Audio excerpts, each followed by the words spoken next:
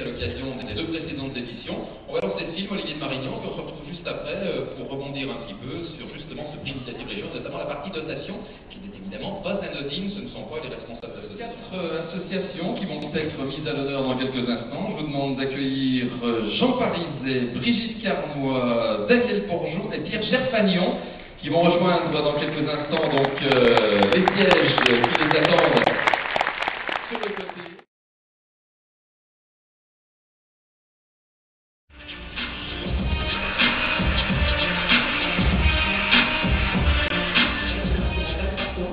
Il y a souvent quand même dans ce parc des scolaires, puisque nous faisons des animations au niveau, au niveau de ce parc, et nous avons des animations environnement, et nous avons des scolaires qui viennent de toute la région, de l'Inde, de la Haute-Loire, de la Loire, qui nous permet ensuite de rebondir et peut-être d'entamer autre chose. Donc notre objectif à nous, c'est justement d'arriver à se tenir et de permettre à ces jeunes de concrétiser leur avenir et de pouvoir partir peut-être sur notre base pour être insérés dans la société et de se créer. Voilà, la pédagogie par le plaisir pour trouver sa place dans la société. Merci Brigitte Carnois. Voilà, Claudia très fort, co-président du comité d'animation pour tous sur le parc de Monceau à Saint-Étienne dans la Loire. Voilà, on va passer maintenant à la séquence patrimoine. Donc il est important aussi le patrimoine, bien sûr. Il y a des choses à sauvegarder parfois. Eh bien, c'est le cas de la chartreuse de Saint-Croix-en-Jarret dans la Loire, association de sauvegarde et animation de cette chartreuse dont nous découvrons l'histoire et les activités avant d'y retrouver le président, un peu souffrant ce soir, mais qui a dit qu'il mettait la griffe de côté. Au départ, s'est occupé beaucoup de sauvegarde des bâtiments, en particulier la cuisine, la salle d'exposition. Et puis, pour cela, elle a organisé des animations pour subvenir aux besoins qu'elle avait pour mettre en œuvre ces actions de sauvegarde. C'est assez impressionnant.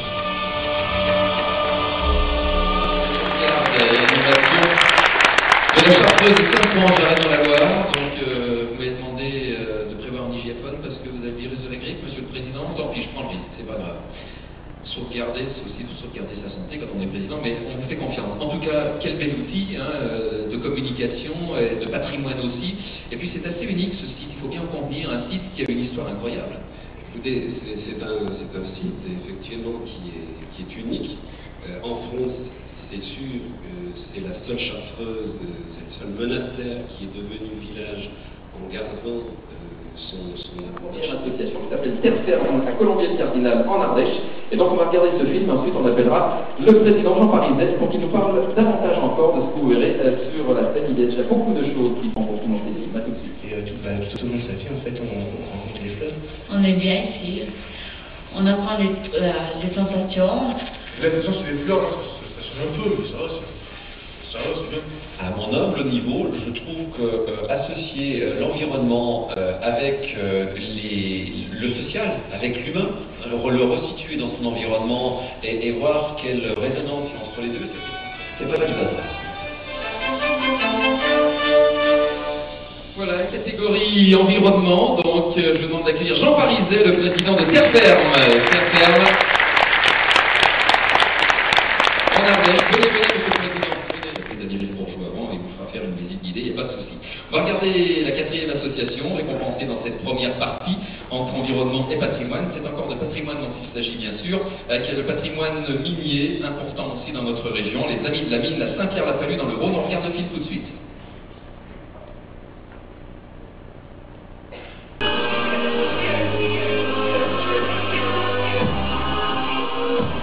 Les mines dites de Saint-Bel étaient des mines métalliques. Après avoir exploité la pyrite de cuivre, on a exploité la pyrite de fer, riche en soufre, qui permettait de faire de l'acide sulfurique, et c'est ce qui a permis le développement de la chimie lyonnaise. Alors la mine s'est arrêtée en 1972 pour deux raisons, l'épuisement du filon et puis la découverte du gaz de lac en Aquitaine qui permettait d'avoir du soufre bien meilleur marché. C'était un peu un traumatisme pour la commune de Saint-Pierre, qui avait beaucoup de mineurs français et étrangers. Donc les anciens mineurs, avec la municipalité, ont essayé de garder la mémoire de la mine, et c'est là où ils ont créé l'association les Amis de la Mine, seulement 8 ans après la fermeture, qui a débouché donc sur le musée ouvert, lui, 10 ans après la fermeture, c'est-à-dire en 1982. C'était pas pour faire le deuil du tout, c'était pour garder la mémoire du mineur. Mon père a travaillé à la mine, j'ai un frère qui a travaillé à la mine, qui a 7 ans plus que moi, et quand j'ai eu l'âge à 18 ans, je suis rentré à la mine aussi. Les gens sont assez surpris et enchantés d'avoir côtoyé des anciens mineurs, de pouvoir commercer avec eux. C'est une des richesses du musée. Ah bah si, quand on descend, la première fois qu'on descend, si on a un peu la pousse, on a un peu sortir. Il y avait la sirène qui retentissait à chaque début et fin de poste, et où ça s'est arrêté, on a dit, bah, il y a vraiment quelque chose qui s'arrête, c'était vraiment la fin. Je dis pas qu'il n'y avait pas des coups de vieux de temps en temps, mais ça durait 5 minutes, après c'était fini, on n'en parlait plus. C'était, je pense, une grande solidarité. Et puis il y avait beaucoup de nationalités, et tout le monde s'entendait porte-bras quand même. Nous, c'est des choses qu'on a vécues. Alors chacun explique ce qu'il a vécu au fond de la vie. Bien sûr, c'est important pour les enfants, et puis pour le patrimoine de la commune. Ah bah, le travail était très dur, dangereux et dur, quoi. Mais c'était notre boulot, et il faut regarder la mémoire. On aimait notre travail. Si on n'aimait pas notre boulot, on ne fait pas ce qu'on fait maintenant. Ça fait 22 ans que je dois faire guide au musée. Si je n'avais pas vu mon travail, je ne l'aurais jamais fait.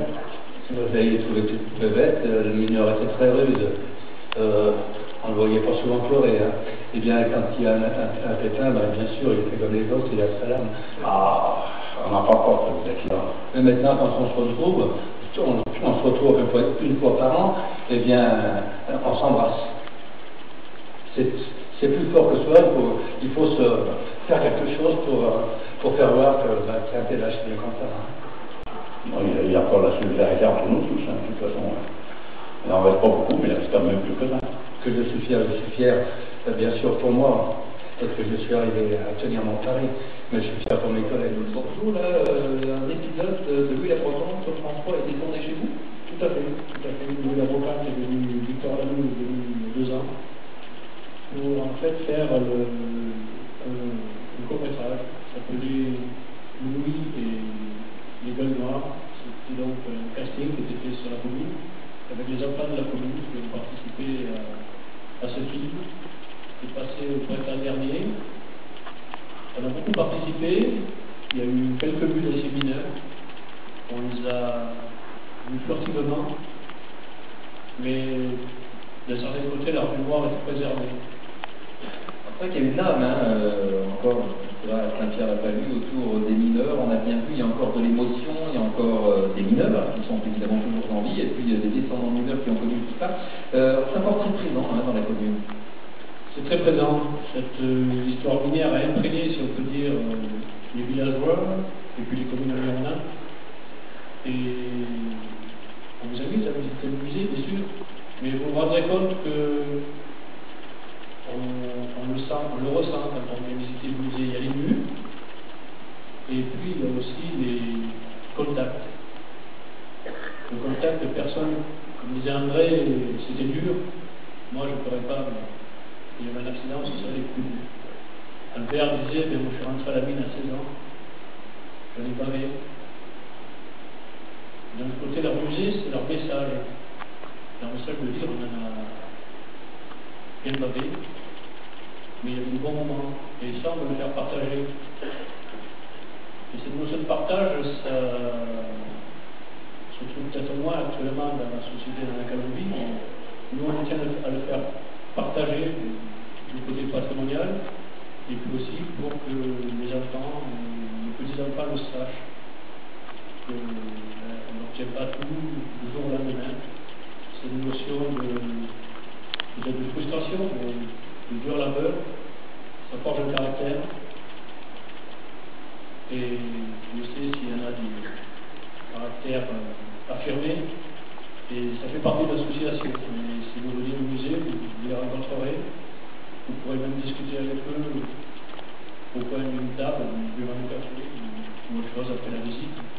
Et c'est ce qu'on veut sauvegarder au niveau du musée, malgré les pièces magnifiques à visiter, le chevalement, faire classer, un bel projet, et ça permet aussi de se faire connaître par l'intermédiaire de la Banque populaire pour la transmission du savoir et la protection du patrimoine industriel.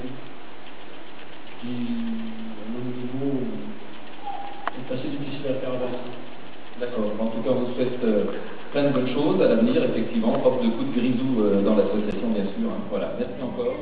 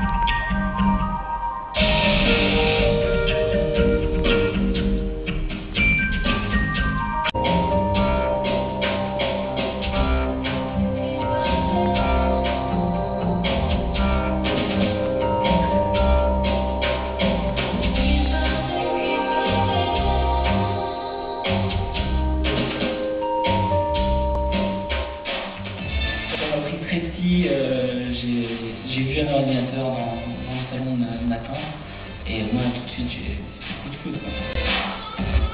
Alors j'ai toujours aimé tripoter des ordinateurs, la passion de savoir s'en servir pour après aider les autres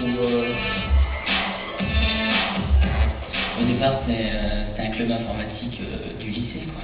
Alors l'objectif social, il est clair, c'est d'utiliser en fait l'informatique comme un vecteur d'émancipation personnelle pour les jeunes, et secondairement de faire partager. Donc en fait l'idée c'est de récupérer ces machines auprès des entreprises. Donc ces entreprises normalement doivent payer pour les détruire, pour s'en débarrasser. Donc si vous voulez, les entreprises elles sont gagnantes, elles se déchargent leur vieux matos. Et en fait le thème général c'est le partage. On essaye d'aider d'autres associations ou des petites écoles, je sais qu'on a fait des... On vous applaudit très fort. Merci à tous. Alors, je vous remercie de revenir sur la scène. Je voudrais quand même, avant de céder la parole au directeur général qui va dire aussi que notre banque, je crois que Zidane l'a dit aussi, nous ne voulons pas et nous ne sommes pas une banque comme les autres. Nous voulons être la banque de l'initiative, la banque qui pense qu'il y a réellement des choses à faire. Des enveloppes avec 5 milliards là. Faites gaffe, il y en a qui les dépensent sur un an comme ça. Alors vous êtes président, vous êtes faut faire attention avec les 5 milliards.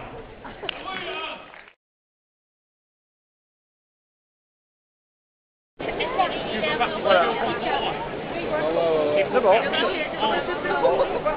Oh là là!